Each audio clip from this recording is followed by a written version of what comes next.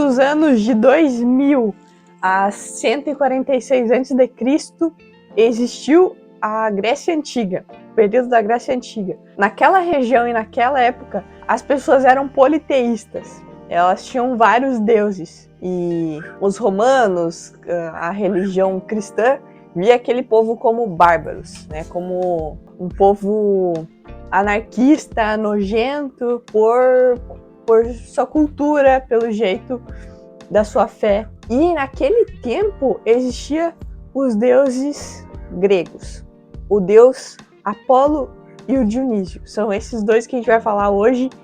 E junto a isso vamos falar sobre o filme Lances Inocentes, um filme de 1993. Vai certo? É isso mesmo. É um filme antiguinho já. E eu vou te passar um grande ensinamento hoje sobre como tu encaminhar tua vida, como tu viver tranquilamente, equilibrando o teu lado mais anarquista e teu lado mais disciplinado. Bem, se você não me conhece, eu sou Cíntia Papo, do projeto Ambição que Move. Bem, pra você que não conhece muito da cultura grega, né, dos deuses, o Apolo era o deus da disciplina, o deus do trabalho duro, né, de sempre se manter regrado, postura, trabalhar bastante, estudar bastante. Digamos que ele é aquele seu amigo ou aquele seu colega da escola nerd, tá bem? Tu lembra da tua época da escola? Se tu tá na escola, tu sabe que sempre tem alguém que é mais nerd, mais centrado, tá sempre estudando, tá sempre retinho, sempre obedecendo regras, tá bem?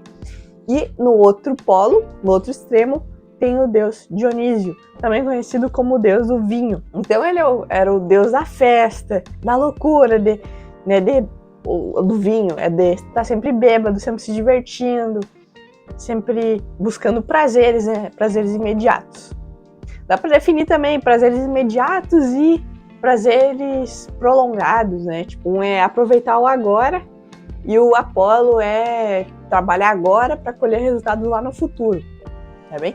Então, o que eu quero te passar hoje não é te dizer que tu tem que ser o deus Apolo, porque a gente é ensinado que apenas seguir Apolo, tá bem? É o certo, é tu ser regrado, estudar, sempre estudar e depois, eu sei que nossos pais ensinam, primeiro tu estuda e depois pensar em namorar, né?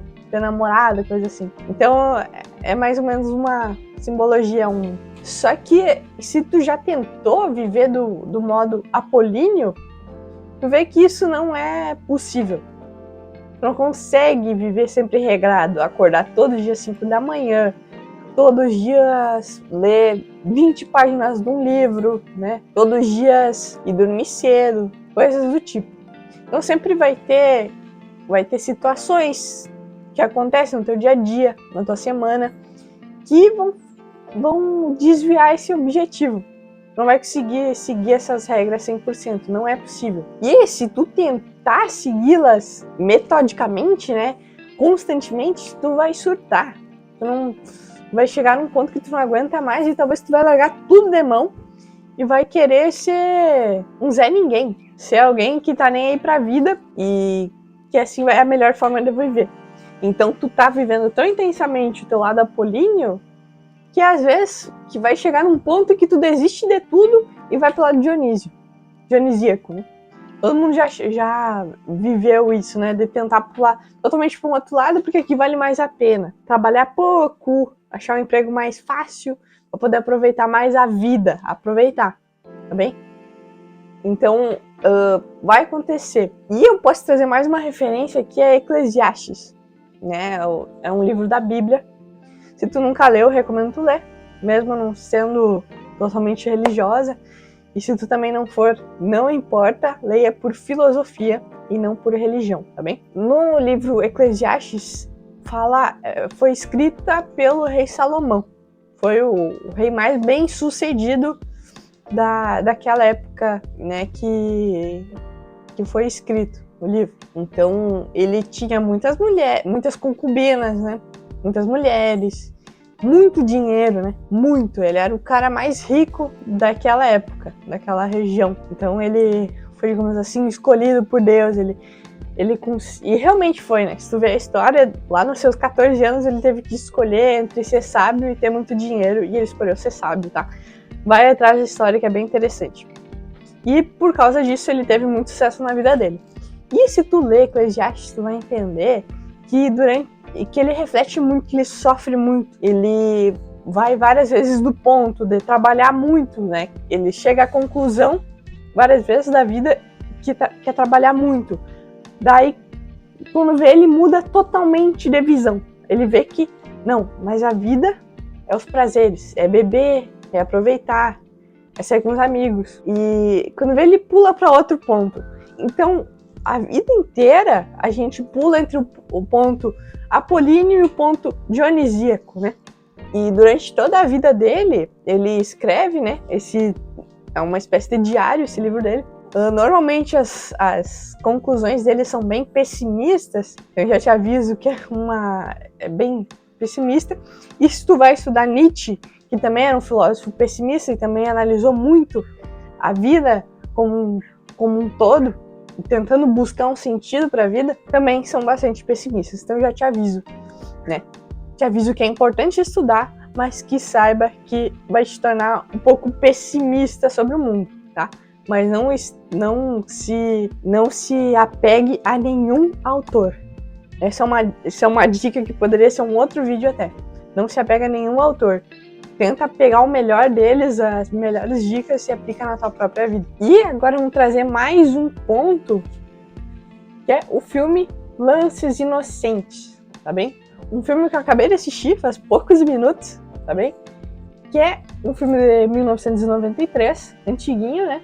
Faz mais de 30 anos. E é um filme sobre xadrez, um jovem menino que descobre o dom de jogar xadrez. E durante a sua caminhada de campeonatos, ele tem 2 professores principais. E eu consegui definir melhor eles, como um sendo Apolíneo e outro sendo dionisíaco, né? Apolo e Dionísio. Um deles era um professor, assim, ajeitado, usava terno, roupas elegantes, dava aula num colégio, todo formal, e ele era bem pessimista, assim, né? Era até difícil conseguir uma aula com ele, mas ele acabou se encantando com o menino, e, né, com o Josh, e acabou ajudando ele, mas sempre mantendo o guri com cabeça fria, de que tem que ser frio e calculista como o Thomas Shelby, né? Frio e fazer jogadas conservadoras, né? Não se arriscar demais no jogo de xadrez. E já tinha um outro professor dele que ele era da rua. Nem se sabe se ele tinha uma casa para morar. Ele estava sempre na praça e jogando xadrez, né? Sempre com um cigarro na boca. E ali com aqueles amigos de rua mesmo. Ninguém parecia ter dinheiro, parecia que estava ali porque não tinha emprego e tal. E passava o dia jogando xadrez. E ele era bem loucão, né? Ele era mais a favor de jogadas rápidas, né? De um jogo de xadrez rápido, né? Com constância e rapidez e análise rápida, assim. E bem ao contrário do outro professor dele. E durante o filme, ele pula várias vezes entre um e outro. Primeiro ele estava com o professor Bruce, que era o mais certinho, correto, de analisar, um professor conservador. E teve um ponto até que a mãe do garoto mandou ele embora, esse professor embora da casa deles, porque ele estava sendo muito, muito frio com o garoto, né? Pensou, é apenas um menino, não precisa de tantos xingamentos, né? Ser tão frio com apenas um menino, e mandou ele embora. E depois ele pulou para ir lá para a praça, conversar e estar junto apenas com um outro professor que era mais loucão, mais rápido, né? Que eu definiria como o Dionísio. Ele era jogo rápido, de se divertir, que o jogo é uma diversão, não tem por que se estressar. E claro, ele, mesmo com tudo isso, ele ensinava o menino, conseguia passar várias dicas, mas tudo na base da diversão. No decorrer do filme, no final do filme, a última cena é de um grande campeonato, o campeonato nacional.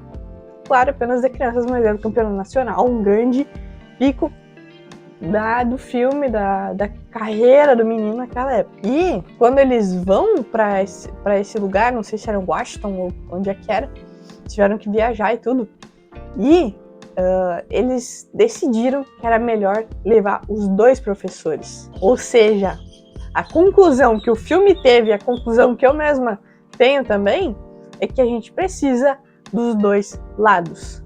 A gente precisa viver a vida misturada, conciliando diversão com disciplina. E foi assim que o garoto venceu o Campeonato Nacional de Xadrez dos Estados Unidos, tá bem? E isso é uma história real, apareceu no final do filme, baseado em fatos reais, né? E realmente foi assim, ou se não foi, pelo menos me passou ensinamento, e para quem assistir, espero que pegue esse ensinamento também. Foi uma grande lição, né? De vida, não apenas levar isso para a vida do xadrez. Não, abre tua mente e leva isso para a vida. Vê se isso se encaixa. Não parece com a vida real, que de vez em quando a gente tem que misturar a diversão com o trabalho, a gente tem que conciliar isso tudo. Senão a gente enlouquece. Se a gente ficar também só na diversão, a vida perde o sentido, perde a cor, né? Porque tu acha que tantos drogados se suicidam ou, né, não deixam de viver. Eles optam apenas pela diversão, né? Pela droga, pelas festas e tal. E eles viciam, eles caem no vício, no ciclo de ter o efeito da droga e depois cair naquela solidão, naquela depressão profunda. Então eles vivem naquilo, estão grudados naquilo, tá bem? Esse é o, digamos assim, o uso da droga seria o auge, o extremo de um prazer dionisíaco. E o lado apolíneo seria o workaholic. Se eu não me engano, eu já gravei um vídeo aqui no canal, vou deixar aqui nos cards. Aquela pessoa que é viciada em trabalhar e que não vive mais. Não tem amizades, não tem relações nenhuma, não tem nada.